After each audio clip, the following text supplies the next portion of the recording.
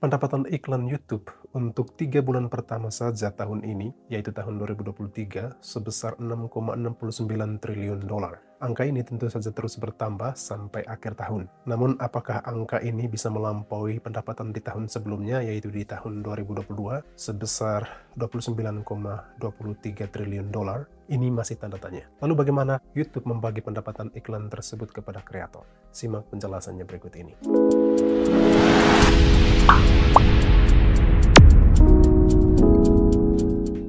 Halo teman-teman kreator, selamat datang di channel Jerry L. Dengan saya Jerry Emmanuel. Di video kali ini saya akan membagi informasi bagaimana YouTube membagi pendapatan iklan dalam video-video kita di YouTube. Saya akan membagi video ini menjadi dua bagian. Yang pertama, bagaimana bagi hasil pendapatan iklan di video-video kita di YouTube. Nanti saya akan menunjukkan matriks dari channel analytics saya. Lalu yang kedua, menjawab pertanyaan bagaimana pendapatan CPM itu bisa berbeda dari satu kreator ke kreator lain. Oke, mari kita mulai dengan yang pertama. Bagi hasil pendapatan iklan video-video kita di YouTube, tidak seperti kita pergi ke teller ketika kita sedang menabung atau menarik uang, atau seperti kita menerima gaji di bendahara. Kita tidak memiliki kontrol 100% pendapatan iklan kita di YouTube. Apa yang bisa kita lakukan adalah dengan belajar fitur monetisasi di dashboard channel kita dengan sedikit kesabaran. Hal ini karena matriks tersebut tidak jelas dengan sendirinya. Oleh karena itu, entah Anda sebagai pekerja full time di YouTube atau menjadikan YouTube hanya sebagai pekerjaan sampingan, perlu memiliki pengetahuan tentang bagaimana YouTube sebenarnya bagi hasil pendapatan iklan dalam video-video kita. Jadi bergabung dalam YouTube Pantau Program menuntut kita mengetahui apa hak kita berkaitan dengan transparansi atau bagi hasil pendapatan iklan tersebut. Seperti kita ketahui, iklan adalah sumber utama pendapatan kreator di YouTube. Saya sebut sebagai sumber utama karena masih ada sumber-sumber lain yang ditawarkan YouTube bagi kreator. Selain sumber pendapatan yang ditawarkan YouTube, tentu saja para kreator memperoleh sumber pendapatan lain seperti affiliate products dan video sponsor. Channel viewer product misalnya memperoleh komisi dari toko-toko online karena penggemar mereka mengklik yang mereka bagikan di YouTube. Para kreator juga mendapat penghasilan melalui penjualan merchandise seperti kaos, topi, atau kursus-kursus online atau juga e-book. Jadi inilah sumber-sumber pendapatan lain dari para kreator selain pendapatan iklan di YouTube. Ini ada data dari Forbes berkaitan dengan persentase bagi hasil pendapatan iklan antara YouTube dan kreator. Jadi menurut data ini, bagi hasil pendapatan iklan itu 45% untuk YouTube dan 55% untuk kreator. Jumlah uang yang dibagikan YouTube per 1000 view kepada kreator tergantung pada pengiklan. Di sini kita mengenal istilah CPM dan RPM. CPM adalah biaya per 1000 view yang menunjukkan jumlah uang yang dibayarkan pengiklan dalam video kita. Sementara RPM adalah CPM yang sudah dibagi oleh YouTube berdasarkan persentase tadi. Mengapa jumlah RPM kecil? Begini jawab YouTube. RPM adalah perhitungan setelah dibagi hasil oleh YouTube berdasarkan persentase tadi. Kedua, mencakup semua tayangan termasuk yang tidak dimonetisasi. Untuk memudahkan pemahaman kita, di sini saya akan menunjukkan screenshot dari channel analitik di channel saya yang satunya. Dari data tersebut kita melihat bahwa pendapatan CPM-nya 7.561 telah dibagi hasil atau RPM-nya menjadi Rp1.854. Secara spesifik kita lihat di masing-masing video. Kita lihat video yang paling atas, CPM-nya itu adalah Rp7.606, lalu RPM-nya adalah Rp3.740. Dari data di atas kita bisa mengerti penjelasan berikut, bahwa jumlah uang bagi hasil pendapatan iklan per 1000 view kepada kreator tergantung dari para pengiklan. Jumlahnya berkisar Rp1.500 sampai Rp4.500 dengan rata-rata Rp2.700. Perhitungan ini saya buat berdasarkan kurs rupiah yang sekarang. Tentu jumlah ini akan berubah kalau kurs rupiah terhadap dolar juga berubah. Anda bisa menghitung sendiri kalau jumlahnya per 1 juta view. Kalau kita melihat channel analitik, tidak semua views itu menjadi uang. Coba kita lihat data dari channel saya ini. Dari 94.069 tayangan, yang dimonetisasi hanya sebesar 11.283 tayangan. Jadi ini adalah gambaran nyata bagaimana perhitungan CPM dan RPM. Perlu diingat bahwa perhitungan ini adalah dari channel saya sendiri. Tentu akan berbeda kalau dahulu itu channel teman-teman. Sebelum saya menjelaskan ke poin selanjutnya, ada baiknya teman-teman yang belum subscribe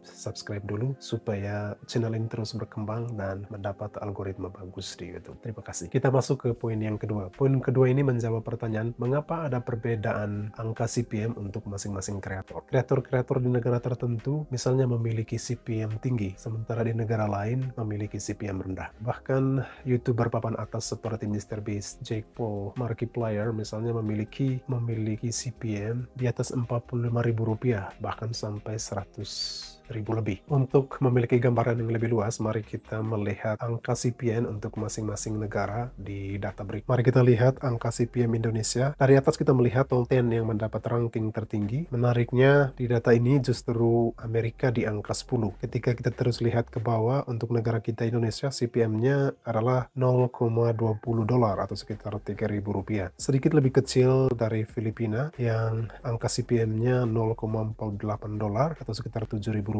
Menariknya, di angka ini Singapura justru mendapat $17, tapi tidak masuk di top 10. Lalu apa alasan mengapa terjadi perbedaan seperti di atas? Artikel ini menulis kurang lebih ada 7 alasan mengapa ada perbedaan CPM untuk setiap kreator. Yang pertama adalah tempat tinggal kreator. Tidak dapat dipungkiri, para pengiklan itu memiliki preferensi negara tertentu untuk mengiklankan produknya. Misalnya, data ini membandingkan antara Amerika dan India. Jadi, dari segi biaya hidup, Amerika lebih tinggi daripada India. Jadi, para pengiklan lebih memilih mengiklankan produknya pada kreator-kreator asal Amerika. Kedua, usia penonton yang berbeda-beda. Para pengiklan tentu saja tidak mengambil risiko untuk mengiklankan produk pada target yang salah. Oleh karena itu, mereka lebih memilih usia yang relatif memiliki pendapatan yang lebih stabil. Kalau kita lihat data ini, usia 45 sampai 55 tahun adalah usia di mana memiliki pendapatan yang stabil. Ketiga adalah topik channel. Channel-channel seperti kesehatan, investasi, online marketing, review produk adalah channel-channel yang menarik perhatian para pengiklan. Yang keempat, perubahan musiman pada industri-industri tertentu. Biasanya pada saat hari raya, misalnya Natal dan Tahun Baru, banyak orang membeli produk-produk tertentu. Channel-channel yang mereview produk biasanya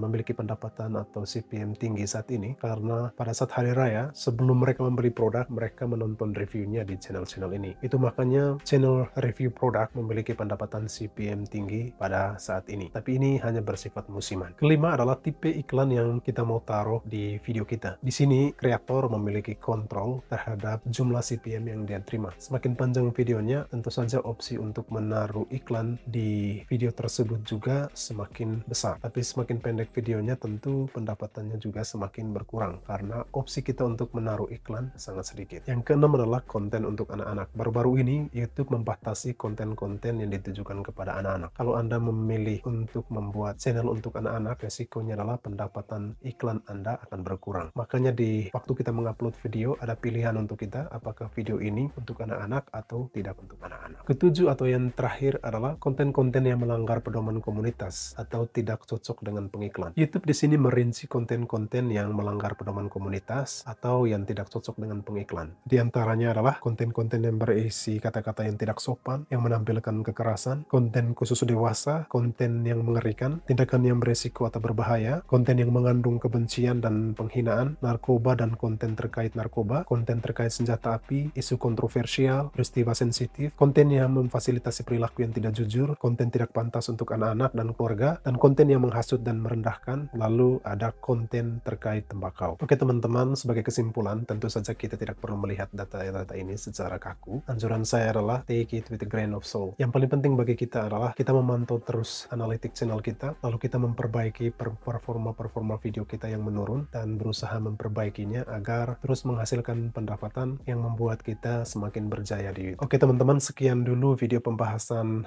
bagi hasil pendapatan iklan video kita di YouTube kali ini. Sharing pengalaman teman-teman di bawah kolom komentar berkaitan dengan bergabung dalam program monetisasi YouTube. Jangan lupa subscribe, like, dan share video ini. Sampai jumpa di video-video selanjutnya. Adios.